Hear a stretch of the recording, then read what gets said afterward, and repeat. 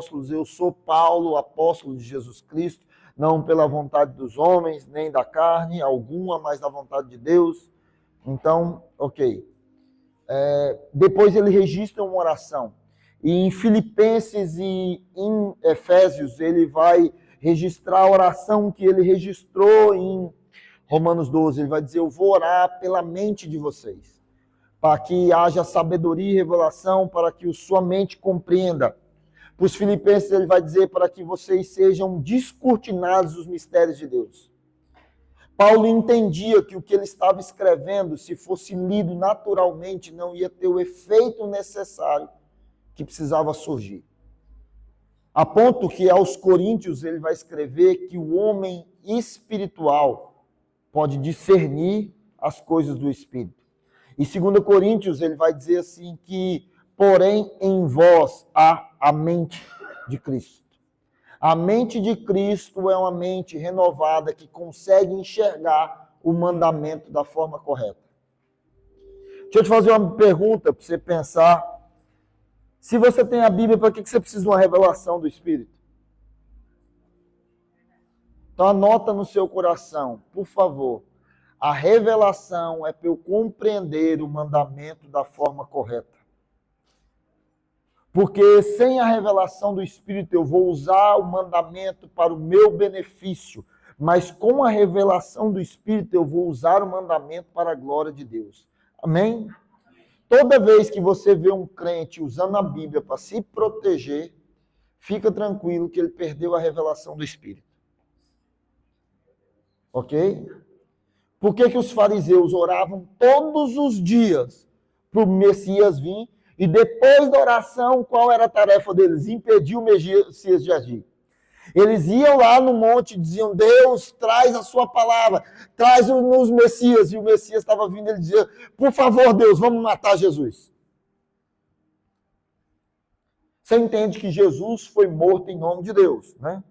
Jesus não foi morto em nome da lei, ele foi morto em nome de Deus. Nós vamos matar, porque quando Jesus morrer, Deus vai ser glorificado com a nossa obediência, porque eles tinham a lei, mas não tinham a compreensão do Espírito. Amém? Está me entendendo aqui? E eu queria que você fizesse duas ideias. Primeiro é uma espiral de degradação.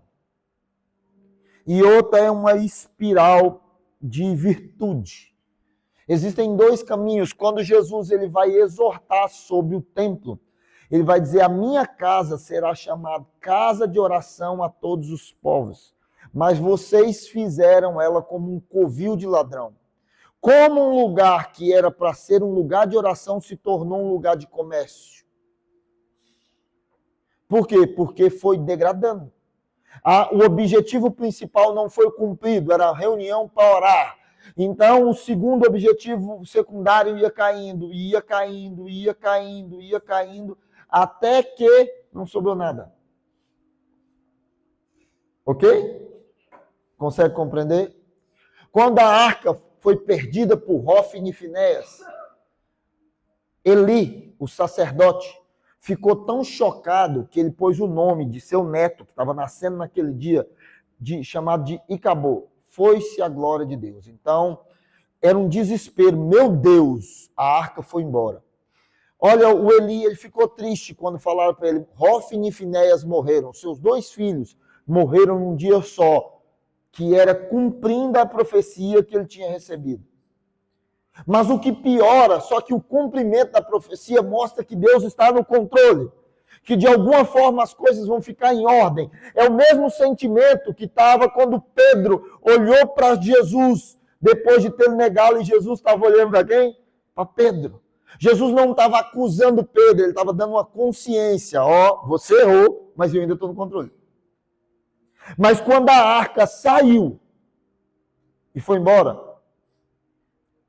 o Eli falou, opa, nunca cheguei nesse ponto. Deus nos abandonou. E agora? Só que ele teve a atitude mais correta. Ele falou, eu vou deixar um marco estabelecido, que a coisa mais importante a se fazer é recuperar a glória de Deus. Só que o Icabô vai embora, fica lá. A arca vai para os filisteus e ela fica lá 7 meses. Lembra disso? Os filisteus, Deus ele se manifesta na casa de Dagon. Dagon cai no chão, eles vão lá e falam, não, tem alguma coisa de errado. Foi coincidência, foi um vento que passou.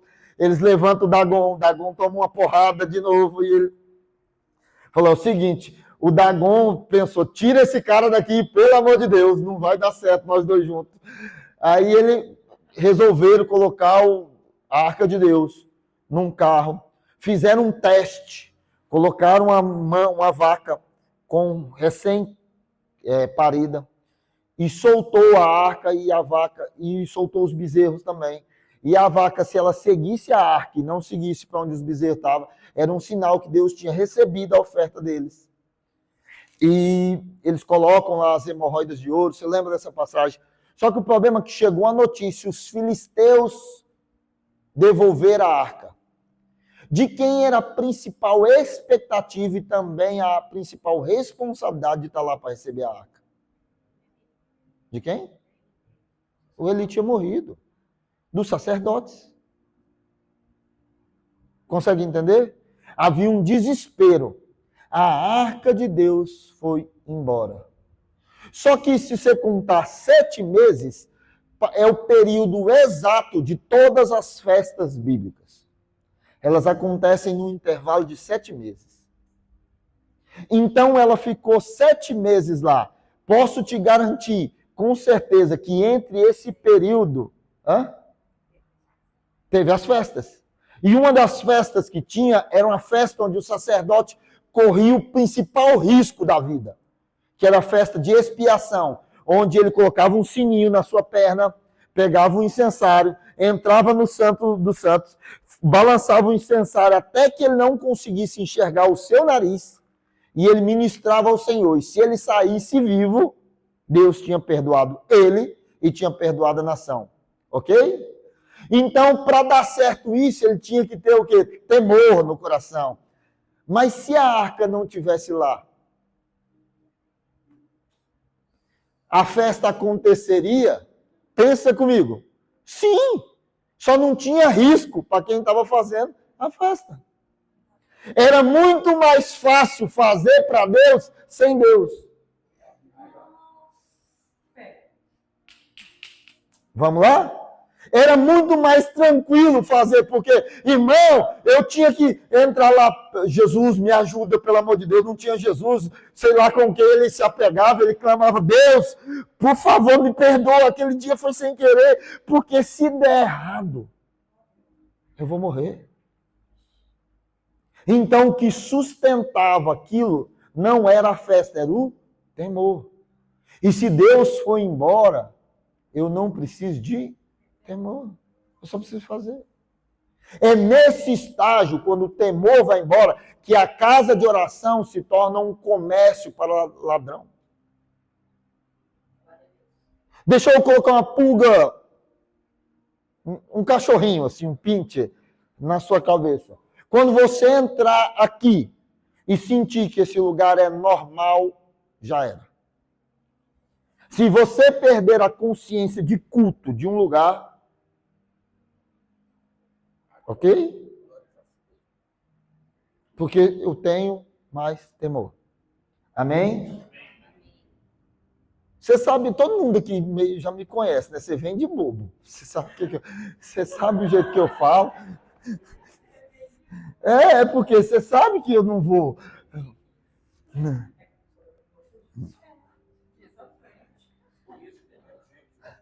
Mas eu avisei. Ela disse, ela falou, o pastor João falou, foi grande coisa, cara.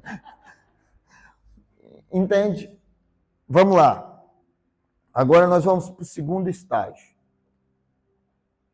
Por que a arca foi tirada da casa de Dagon, do templo de Dagon?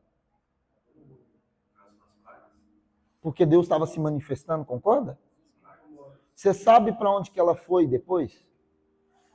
Ela vai para a casa... Não, calma.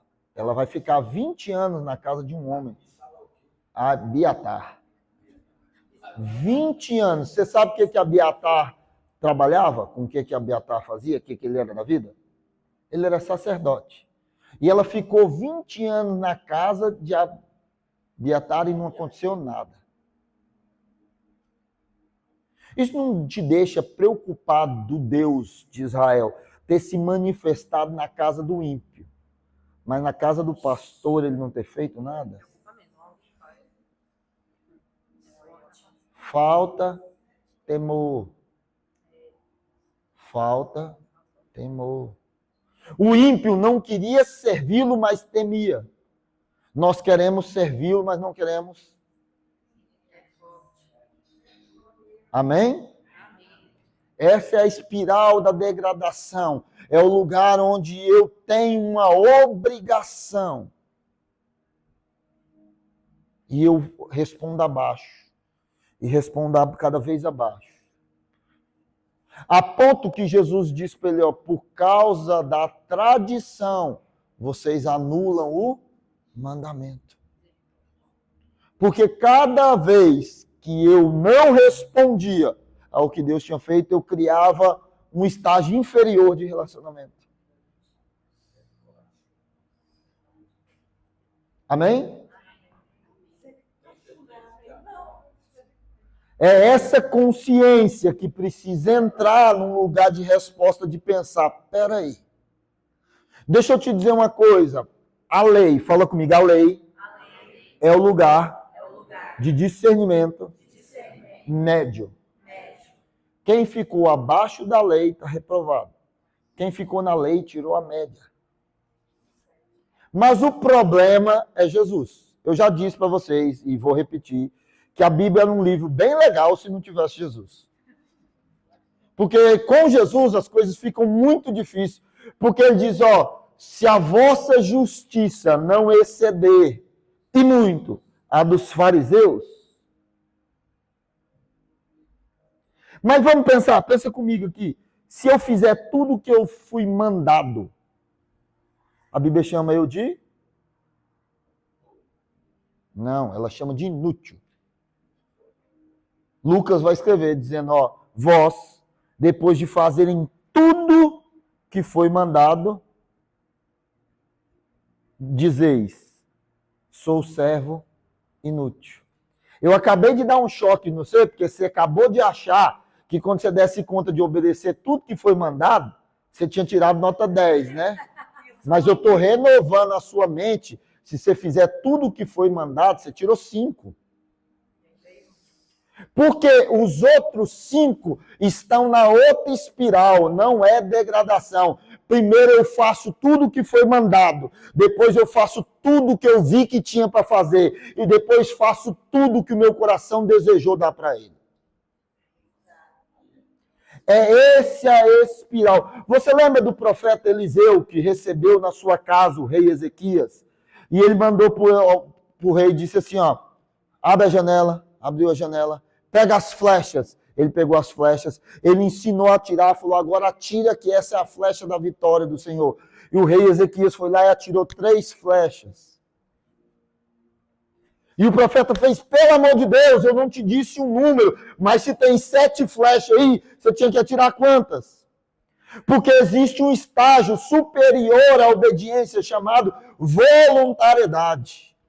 Porque quando eu entro neste lugar de voluntariedade, eu começo a parecer daquele que não é o que fez que era obrigação. Nem fez o que estava devendo, mas ele entregou tudo.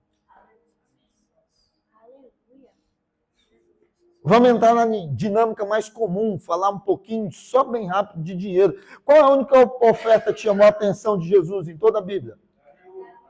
E por que ela chamou a atenção? Você sabe por quê?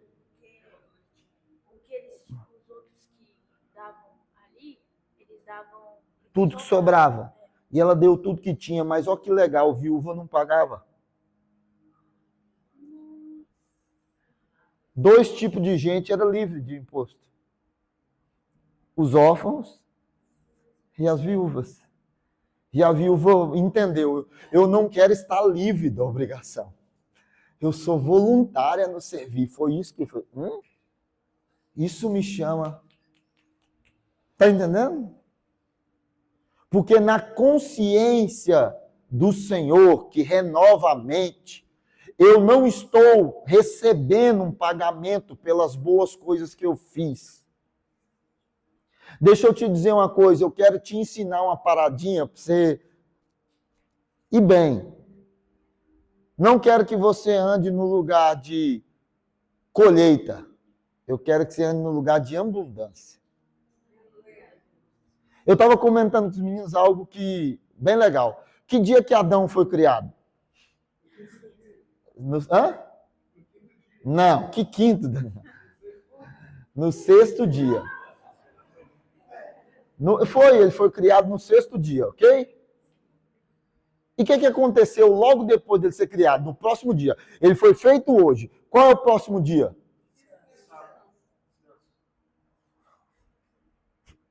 Adão foi criado no dia e a próxima coisa que ele tem que fazer é o quê?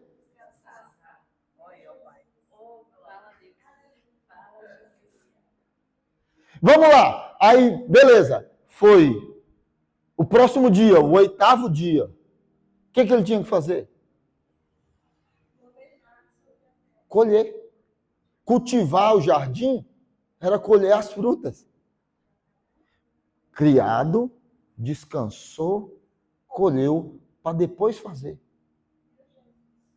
Deixa eu te dizer uma coisa, existe uma lei que é pertencente a todos os homens. Certamente de Deus não se zomba. Tudo que o homem plantar, o homem... Perfeito. Essa é pertinente a todos os homens. Mas a dos filhos é colher sem ter plantado. Porque eu estava descansando. Vamos pensar junto? Vamos pensar junto? Vamos lá. Vamos lá, liga a sua cabeça aí. Eu sei que você está com preguiça, mas você não pode estar mais cansado que eu. Nós passamos a noite inteirinha viajando. Vamos lá, vamos pensar junto. Quando é que Faraó pagava a paga do serviço? Vamos?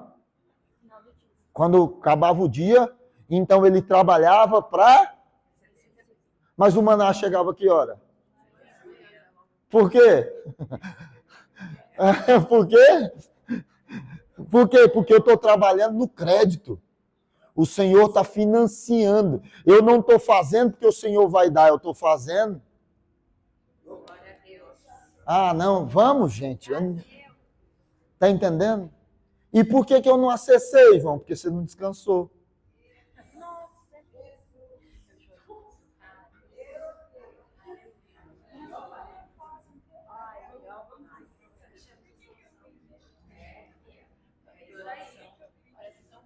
Deixa... O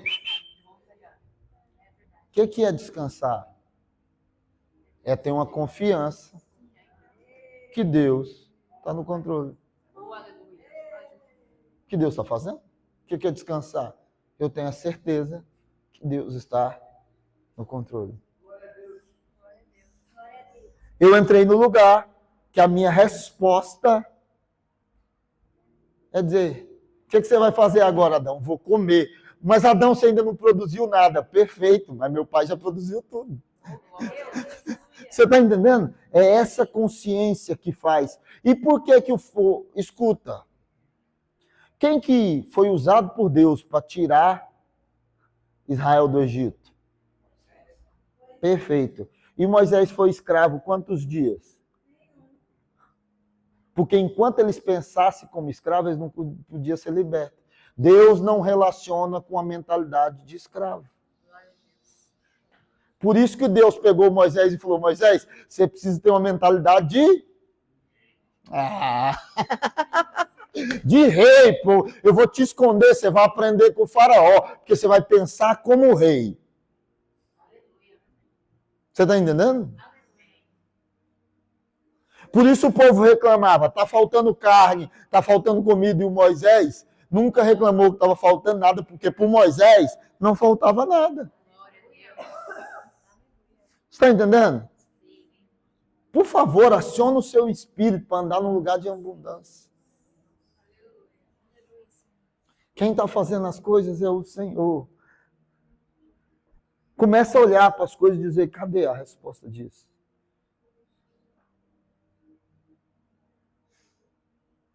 que é? Eu estou dando um plus na sua obediência, porque a sua obediência agora, se ela não for provida de uma mente descansada, ela é um coração escravo.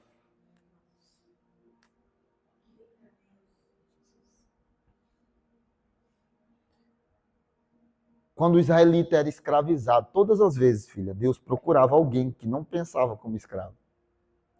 O Gideão, o anjo chegou para ele e disse: Gideão, homem valente, Deus é contigo. Ele falou: Deus é comigo?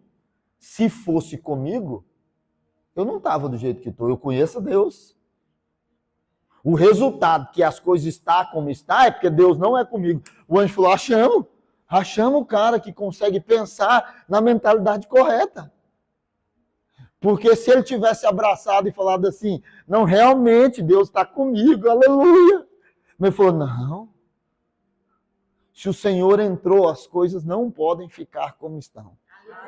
Está entendendo? Então entra num ambiente onde eu vou se tornar o provedor daquela situação. Eu estou indo para um desafio muito legal. Eu vou dar uma aula para 150 pais sobre paternidade. E eu tenho... Então, só que eu nunca tive pai, cara. Só que, escuta, eu nunca tive pai. Se você pegar a minha identidade, não tem o nome do meu pai. E por que eu vou falar? Porque eu não estou respondendo a uma carência. Não, eu ia pegar minha identidade para mostrar, mas desisti. E por quê? Por que eu vou lá dar uma aula? Porque eu não vou apresentar uma aparência, uma carência. Eu vou apresentar uma revelação. Como eu enxergo, sou resultado da revelação do Senhor. Está entendendo? Deus inverte os polos. É esse lugar que você precisa entrar. É nessa consciência. Você já começou a pensar, tem algo que está aqui me incomodando muitos dias. Mas você já começou a pensar que quando teve abundância, José do Egito, vem comigo, cola na história. Puxa aí, faz um download de tudo que você sabe do José do Egito. Você sabe que ele recebeu uma palavra de Deus, 7 anos de abundância, 7 anos de fome, ok? Então a abundância, vamos dizer que produziu bem a mais do que o necessário. E escassez produziu bem abaixo do necessário, ok? Essa é a lógica básica do texto. Eles consumiram 80% e guardaram 20%. Como que você explica que na época de abundância eles comeram 80% e na época de escassez esses 20% fez o papel dos 80%?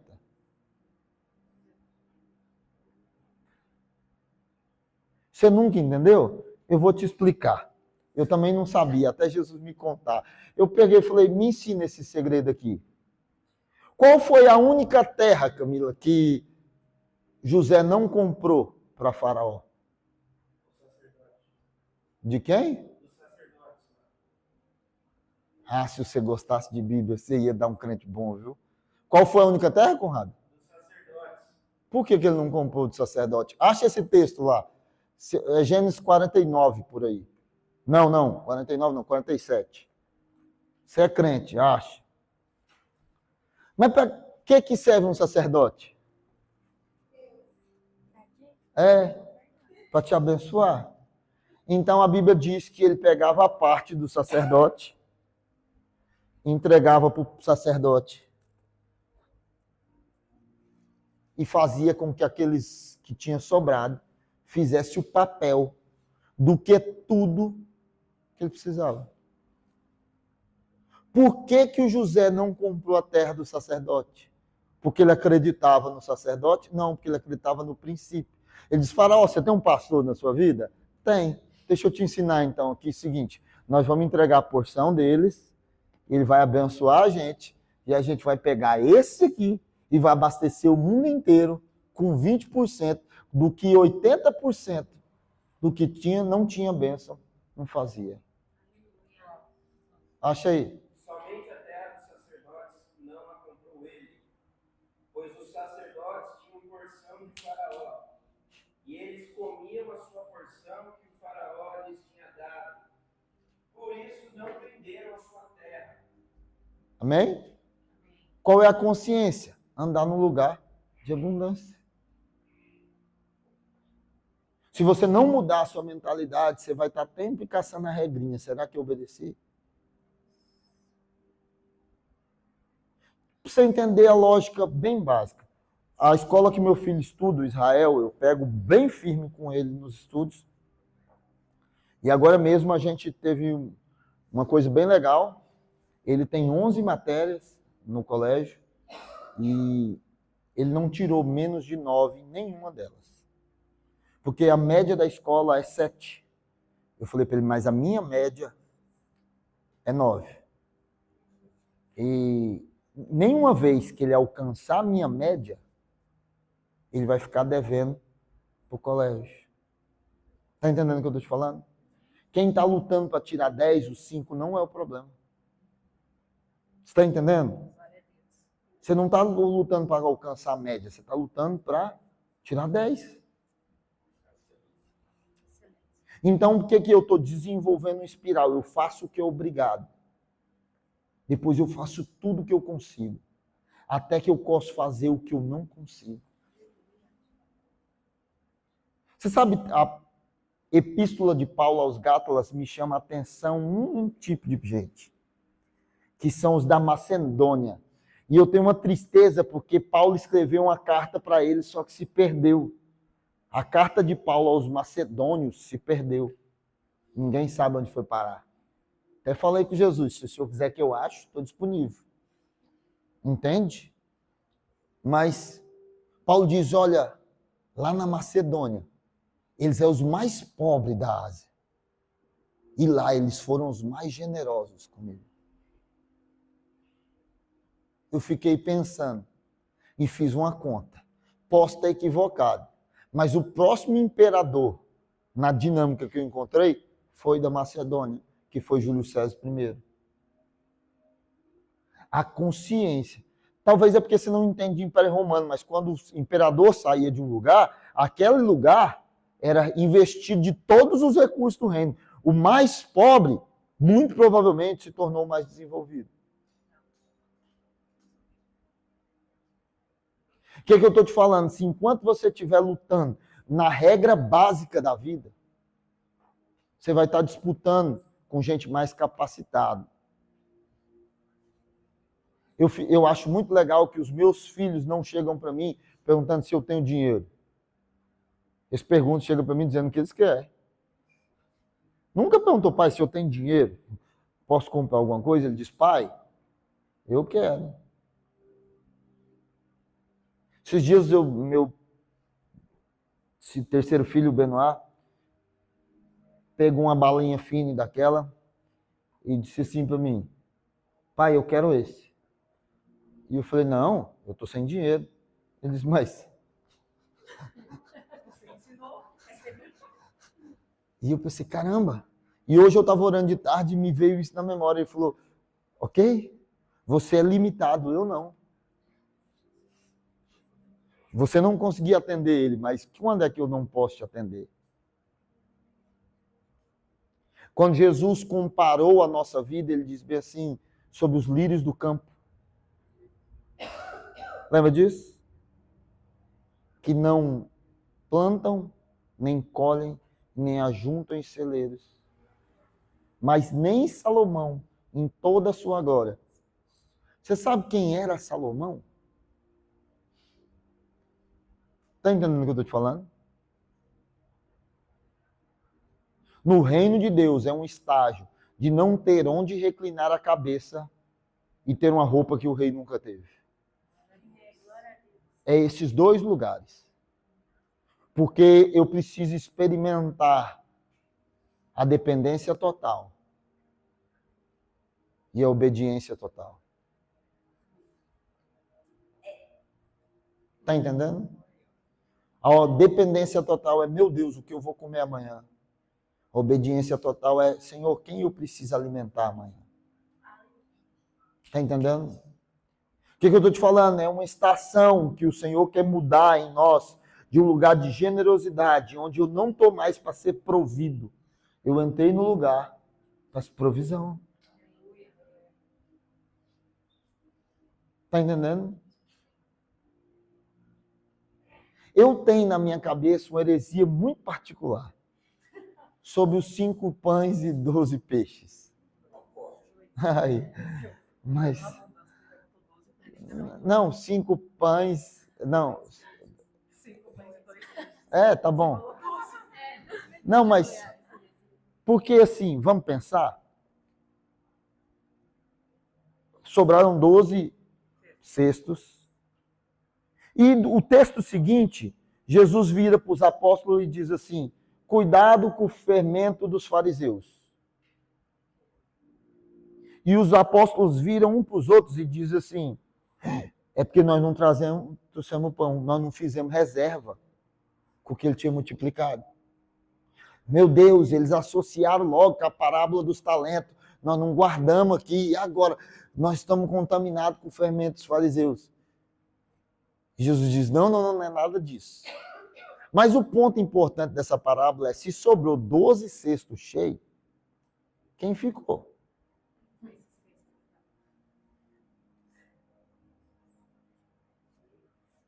Sobrou 12 cestos cheios. A Bíblia registra isso. E a coisa curiosa, que sobrou 12 cestos cheios de pães.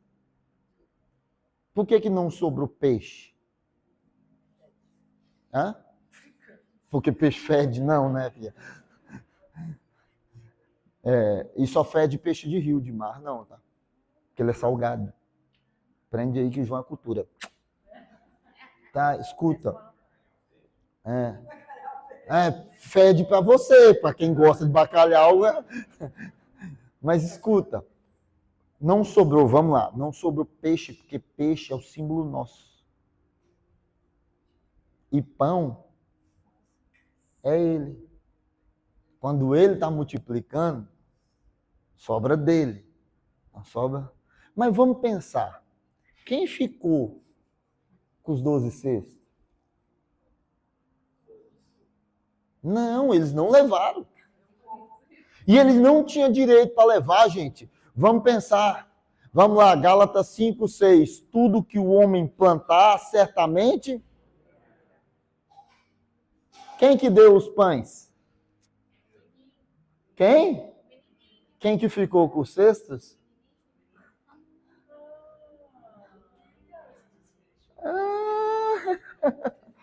Por quê? Por que os meninos, os apóstolos não levou? Porque eles não plantou. Eles só multiplicaram. Não.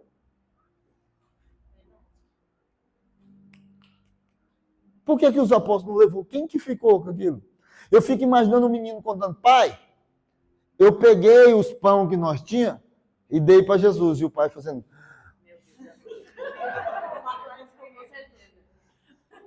Irmão, o menino trouxe o suficiente, e pão naquela época era muito caro.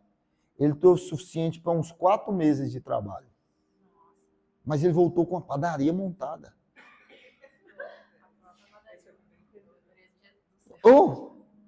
Ele chegou lá e disse, espera aí. Você está entendendo? Pai, não, o que você está fazendo? Não, eu preciso de um espaço aqui para colocar 12 cestos de pães. Mas onde você arrumou isso? Mas eu não disse para o senhor que eu dei os pães para Jesus?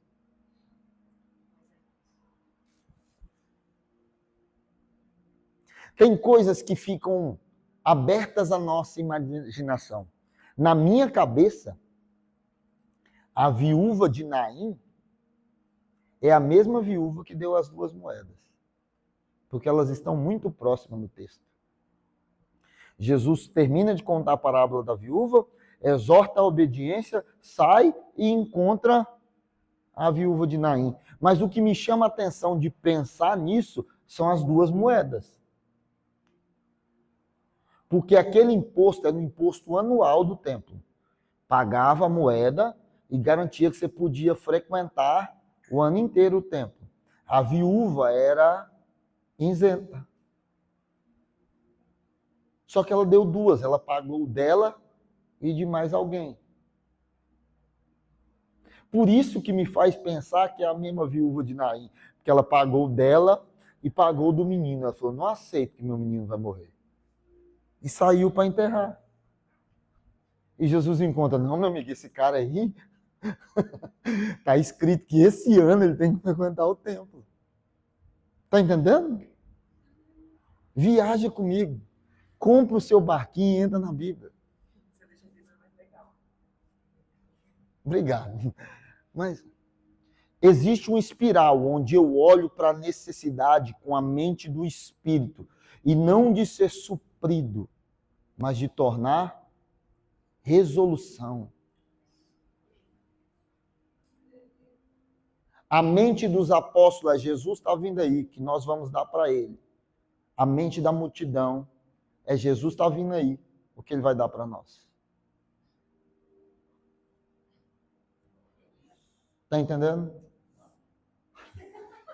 A mente dos apóstolos estava associada.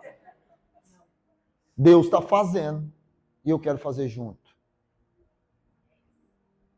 A mente da multidão é Deus está fazendo e eu vou ganhar.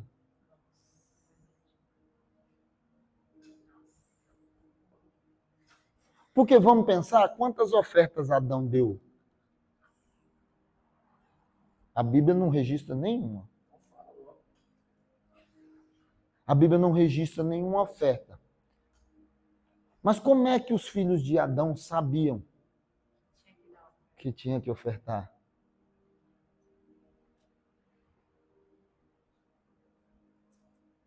Está entendendo?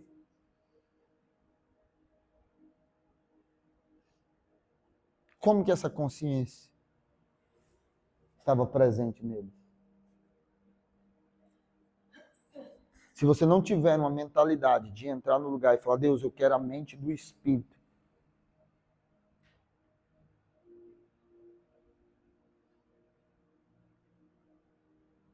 Você vai estar sempre escravo da sua própria necessidade.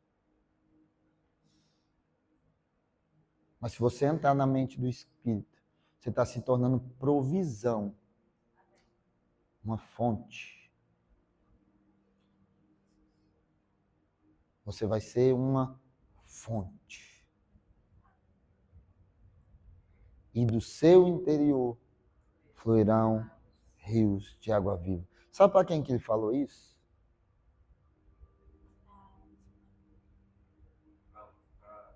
Mulher samaritana. E o que ela tinha ido fazer lá? Ele diz, eu estou te resolvendo o seu problema de forma permanente. Ela derramou numa cidade inteirinha. Mas olha que legal. Quem cavou aquele poço foi um homem chamado Jacó. E de Jacó a Jesus é quase 6.000 anos, irmão. E o poço estava dando.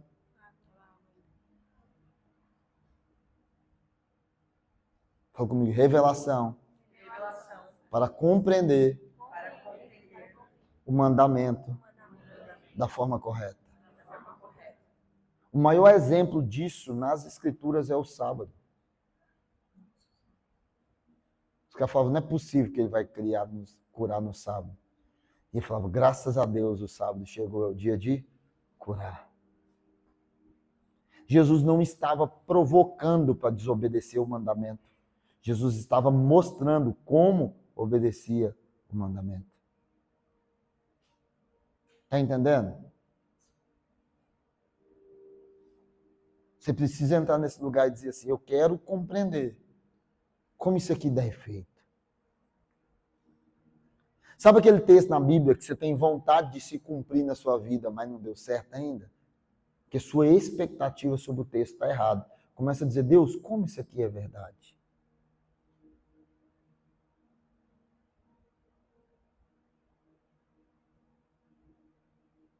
Está entendendo?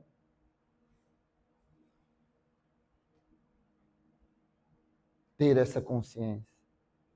Só que isso aqui é um choque de mentalidade.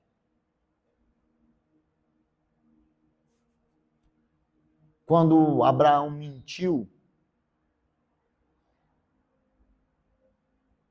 e a sua esposa foi capturada, o rei Abimeleque deu as ofertas para ele, o rei de Sodoma teve a mesma ideia. Falou: Abraão, eu vi como é que você fez lá. Por causa da Sara, você ficou com o ouro. Vamos fazer o mesmo negócio? Você me dá as pessoas e pode ficar com as coisas. Foi a mesma coisa. Abraão, eu ainda sei que você troca gente por dinheiro. Ele falou: não, eu converti, aceitei Jesus no caminho, não faço isso mais não. Ele diz: eu não quero nada. Eu não quero nada, porque eu sou provedor.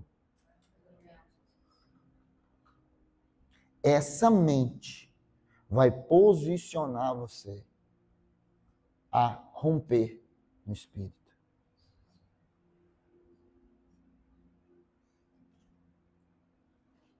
Está contando moeda, é hora da generosidade.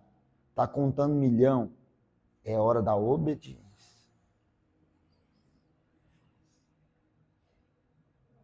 Isso entrou tanto no Davi, que o Davi chegou na casa dele e falou: cara, que palácio maneiro.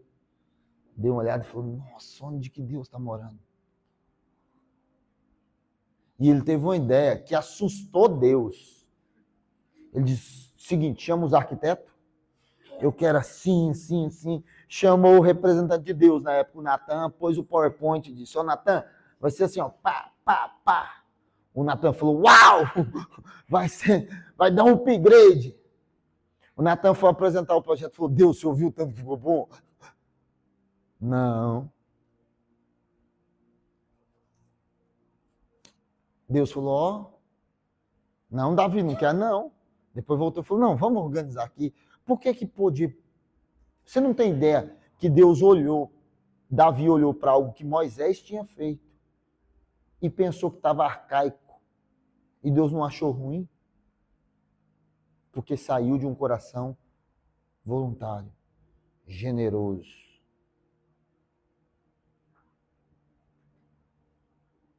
Davi dá um ambiente de progressão para nós, presta atenção. Ele diz que quantos dias valem no átrio? Não. Ele diz: ó, está aqui nos teus atos, é melhor do que estar 100 em outro lugar. Está na Bíblia, gente, me ajuda.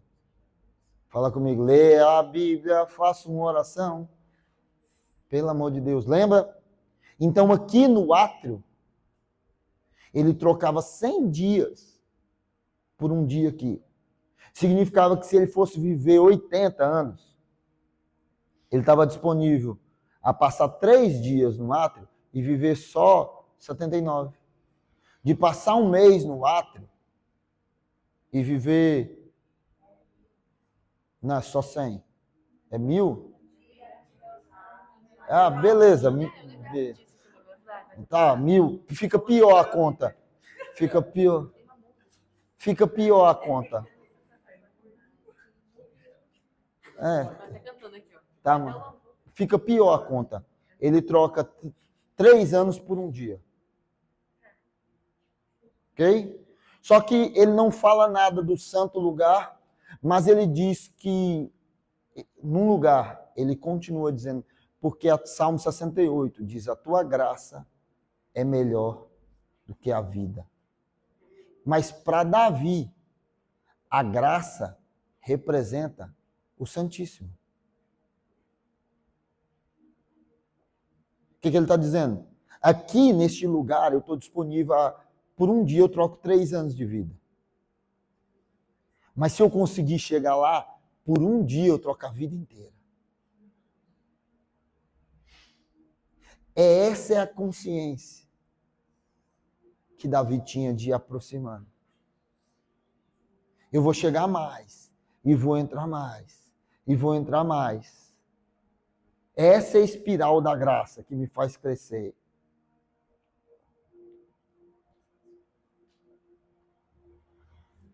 Este lugar de olhar para o mandamento.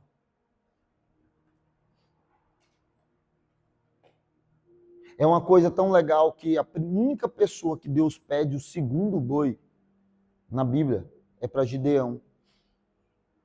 Depois lê lá, Juízes 6. Você vai pegar a história de Gideão e ele vai dizer por que Deus pediu o segundo boi para Gideão. Porque o primeiro era obrigação de entregar.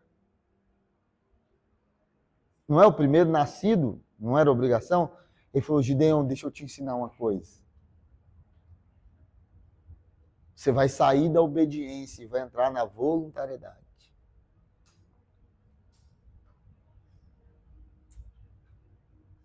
O povo de Israel entendeu tanto que Moisés levantava as ofertas e ele dizia, não precisa trazer mais não, por favor.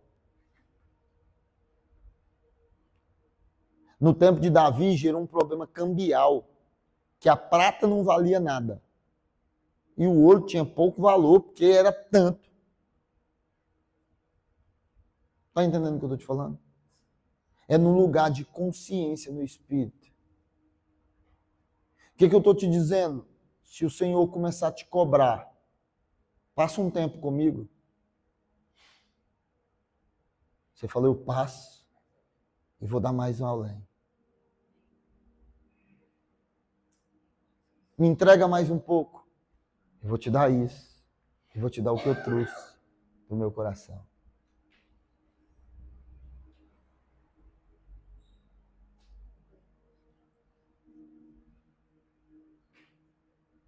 O Senhor me chamou para um desafio muito curioso.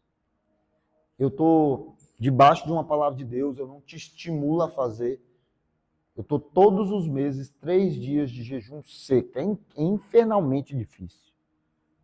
Uns amigos foram tentar me acompanhar e eu estou debaixo de uma palavra, eu estou fazendo o que o Senhor mandou. E essa semana eu estava orando, o Senhor disse assim para mim, João, eu estou gostando bastante, mas vamos dar um passo? Falei, Ele disse, você dá conta de ficar trancado num lugar, sem falar com ninguém, sem comer nem beber, com 3 dias?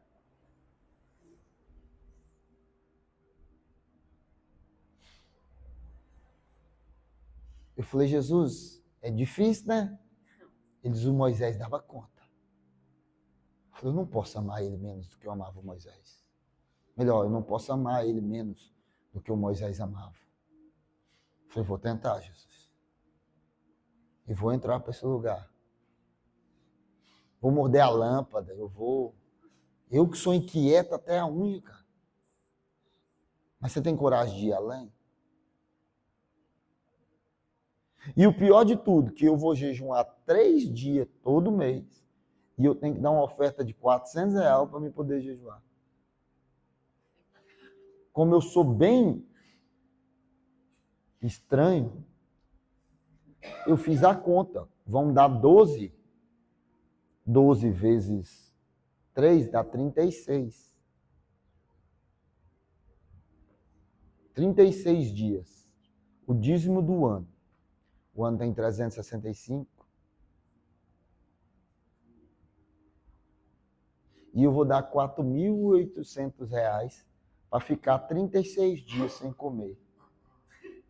Essa conta não bate, não, irmão. Porque normalmente você pensa que você está ofertando, alguém, que você está jejuando, alguém tinha que...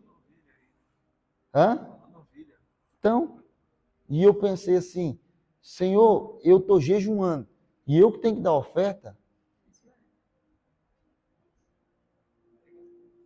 E o Senhor perguntou, não, é só escolher aquele lado da mesa que você quer sentar.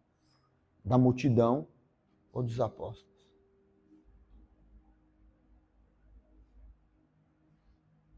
Está entendendo?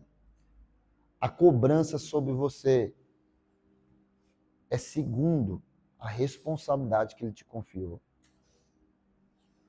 Quantos apóstolos Jesus te chamou para orar? E quantos ele incomodou porque dormiu? Ele chamou Pedro, Tiago e João para orar com ele. E por que ele reclamou só com Pedro? Porque ele disse, Pedro, você tem a chave. E quem tem a chave não pode dormir. O João está aqui, mas não tem a chave. O Tiago está aqui, mas não tem a chave. Eu fico imaginando que o Pedro pensou, pô, esse também dormiu. Primeira coisa que eu ia fazer é dizer, não, o Senhor está exortando a gente. Não estava não, irmão, era só com ele. Porque ele tinha recebido uma palavra alguns meses antes. Você é Pedro. E sob essa pedra, se o Pedro não tivesse dormido, Tiago e João também não tinham. Porque ele era a pedra que edificava. E é bem simples, irmão. Se o Pedro tivesse, Pai, fortalece Jesus. O Tiago ia dizer, vamos orar. É isso, estava junto. Fala comigo, eu vou entrar numa revelação. Para sair da obrigação. E entrar na voluntariedade. É esse lugar que Deus espera de você. Amém? Vamos ficar de pé para a gente orar?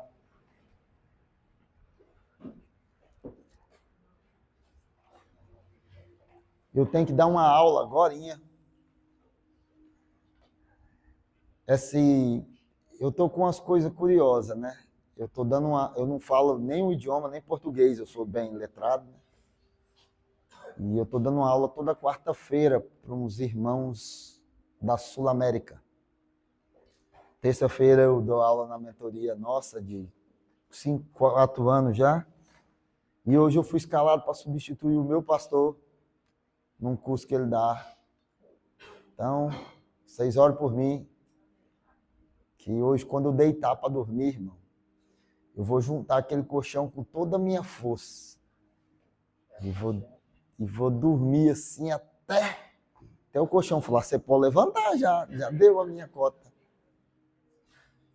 Mas, por favor, compreenda o que eu te falei hoje. Não entregue o que foi pedido, você não é inútil. Vai além com coragem.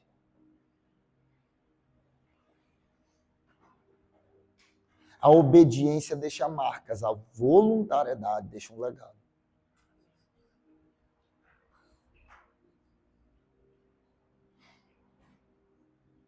Esses dias eu estava meditando sobre vocês e um dia vocês vão acreditar, mas eu sou uma pessoa que ora. Eu sou crente, eu oro de verdade.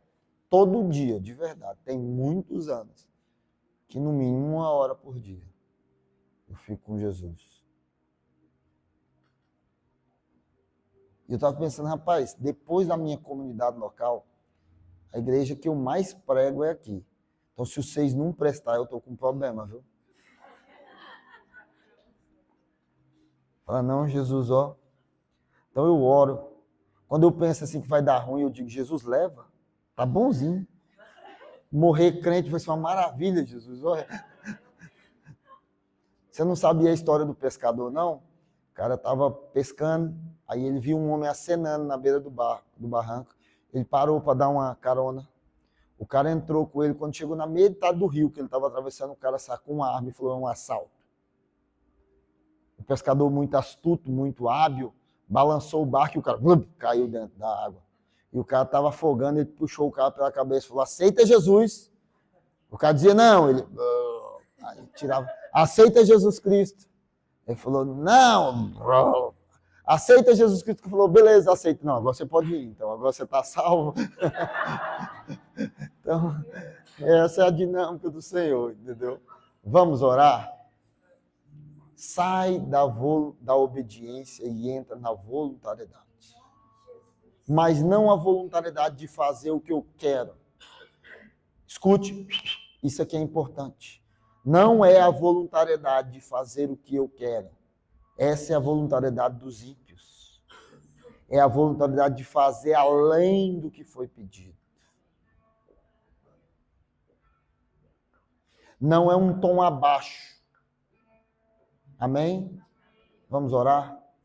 Pai, Tu és gracioso.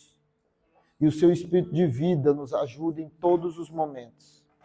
Que o seu favor traga bondade e misericórdia sobre mim, sobre os meus irmãos. Ajuda-nos a andar e andar e andar no Senhor. Pelas suas muitas palavras, nós queremos saborear das suas delícias, Jesus. Ajuda-nos, em nome de Jesus Cristo. Amém. Deus abençoe vocês. Darcy.